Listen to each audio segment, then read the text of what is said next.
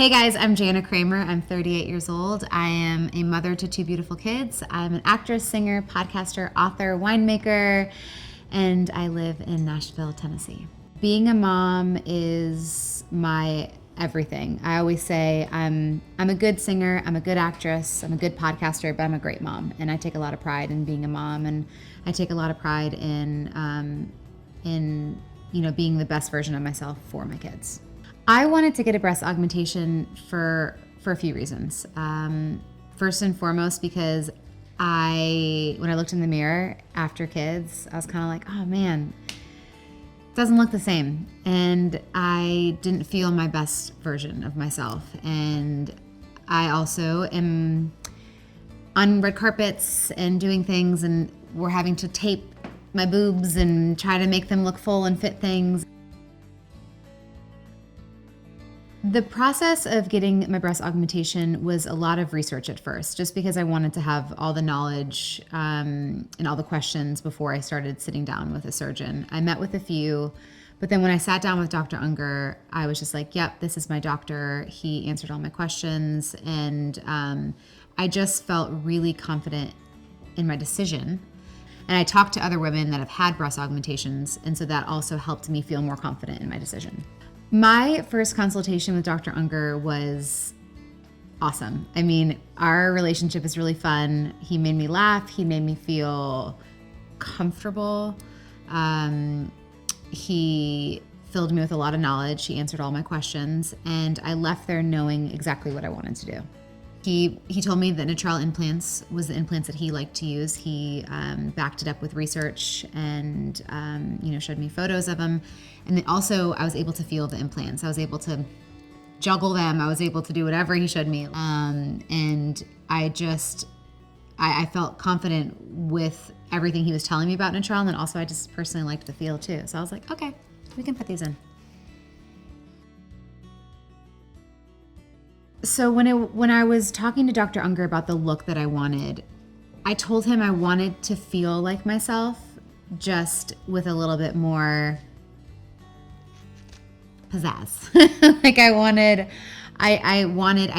to not go too big. I wanted it to not look like it wasn't me. And so he got that, he understood it, and that's why I went at the table. We talked about the size. And I didn't want it super high, so we talked about getting the implant that was a little bit lower of a profile. But I loved him so much the day of surgery. I was like, all right, Dr. Unger, put in however much you want, because I trust you. Like, I know you're gonna do what's best for my body and my body type. It was really cool during Dr. Unger's appointment with him, because he was able to take photos of me and then go, okay, this is what you look like with 270 cc. This is what you look like with 280. This is what you look like with 290, 300. And it was cool to be like, okay, no, like that's a little bit too much. I'd like a little bit more than that. So it was really cool to kind of be like, oh wow, that's my body, like, and that's what my boobs could look like. So it was cool to have that. That vision got me excited, for sure. You know, I feel like because I am very open about what I do in my life on social media, there were some concerns that came in because people have their own stories about their implants. And for me, again, I love to hear everyone's opinions, but then at the end of the day, I make my own opinion. My own decisions. But I took my concerns to my plastic surgeon. I said, hey, like, this person said this happened to them. You know, where's the science behind it? Can we talk about it? And so I had concerns, but then I talked to my plastic surgeon. 3 things that my surgeon advised me during recovery was not to lift anything over 10 pounds, not to get my heart rate over a certain amount, and to relax, which those 3 things are incredibly difficult for me to do. I had a tough time because it's very hard, first and foremost, for me to slow down. And so that was really tough for me, but I also enjoyed the time too, that I was able to just lay on the couch with the kids. And because my son was still in his crib, I ended up cutting the crib so I could open it and he could walk in. I also got him a little step thing so he could, climb into the bath. I made it possible that we could all kind of be on the same page. And every time he said up, I said, no, mama's boo-boos. And I have to wait a little bit. And so, I'd like hold mommy's hand. But then it was cool. Like we did it as a family, and it was us three. We got through it. And I will say probably the hardest thing for me was getting the heart rate up, because I'm very active and I want to work out. So I was constantly on the phone with my surgeon, like, hey, like, can I go for a run now? Because I'm itching to like try these bad boys out on a run. So the advice that I would give to other women that are considering a breast augmentation is just do you.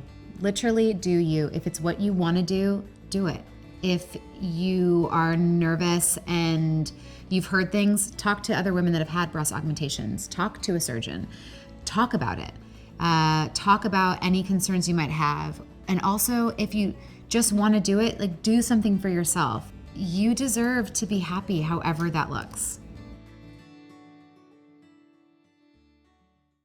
Natrelle Breast Implants, important safety information and approved uses. Breast implants are not considered lifetime devices. The longer people have them, the greater the chances are that they will develop complications, some of which will require more surgery. Breast implants have been associated with the development of a cancer of the immune system called breast implant-associated anaplastic large cell lymphoma, BIA-ALCL. This cancer occurs more commonly in patients with textured breast implants than smooth implants, although rates are not well defined. Some patients have died from BIA-ALCL. Patients receiving breast implants have reported a variety of systemic symptoms, such as joint pain, muscle aches, confusion, chronic fatigue, autoimmune diseases, and others. Individual patient risk for developing these symptoms has not been well established. Some patients report complete resolution of symptoms when the implants are removed without replacement. Who can get breast implants? Natrelle breast implants are approved for the following: breast augmentation for women at least 22 years old for silicone-filled implants, and for women at least 18 years old for saline-filled implants. Breast augmentation includes primary breast augmentation to increase the breast size and revision surgery to correct or improve the result of a primary breast augmentation. Breast reconstruction. This includes primary breast reconstruction to replace breast tissue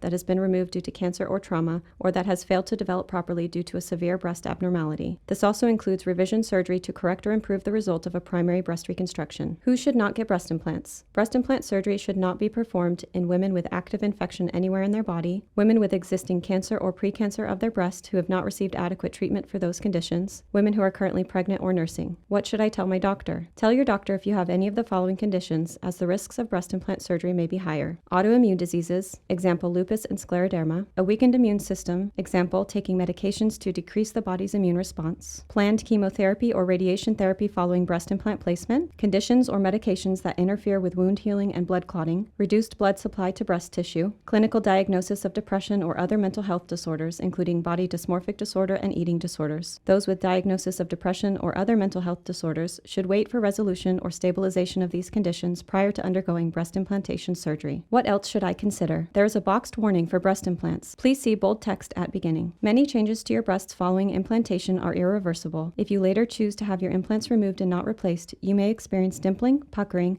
wrinkling, or other cosmetic changes, which may be permanent. Breast implantation is likely not a one-time surgery. The longer implants are in place, the greater the potential risk for complications. You will likely need additional surgeries on your breasts due to complications or unacceptable cosmetic results. Thus, you should also consider the complication rates for later revision surgery, since you may experience these risks in the future. Cancer treatments and surgery will affect the outcome and timing of breast reconstruction. Breast implants may affect your ability to breastfeed, either by reducing or eliminating milk production. Rupture of a silicone-filled breast implant is most often silent. Even if you have no symptoms, you should have your first ultrasound or MRI at 5 to 6 years after your initial implant surgery, and then every 2 to 3 years thereafter, regardless of whether your implants are for augmentation or reconstruction. If you have symptoms of or uncertain ultrasound results for breast implant rupture, an MRI is recommended. Additional imaging may be required depending on your medical history and status. The health consequences of a ruptured silicone gel-filled breast implant have not been fully established. Routine screening mammography for breast cancer will be more difficult, and implants may rupture during the procedure. Perform self-examination every month for cancer screening and ask your surgeon to help you distinguish the implant from your breast tissue. Lumps, persistent pain, swelling, hardening, or changes in implant shape should be reported to your surgeon and possibly evaluated with imaging. What are key complications with breast implants? Key complications include reoperation, implant removal with or without replacement, implant rupture with silicone-filled implants, implant deflation with saline-filled implants, and capsular contracture, severe scar tissue around the implant. Other complications include include breast pain, swelling, asymmetry, wrinkling, rippling, implant malposition, nipple complications, hypertrophic scarring, and implant palpability visibility. Talk to your doctor about other complications. For more information, see the patient brochures at www.allergan.com/products. To report a problem with Natrelle breast implants, please call Allergan at 1-800-624-4261. The sale and distribution of Natrelle breast implants is restricted to licensed physicians who provide information to patients about the risks and benefits of breast implant surgery.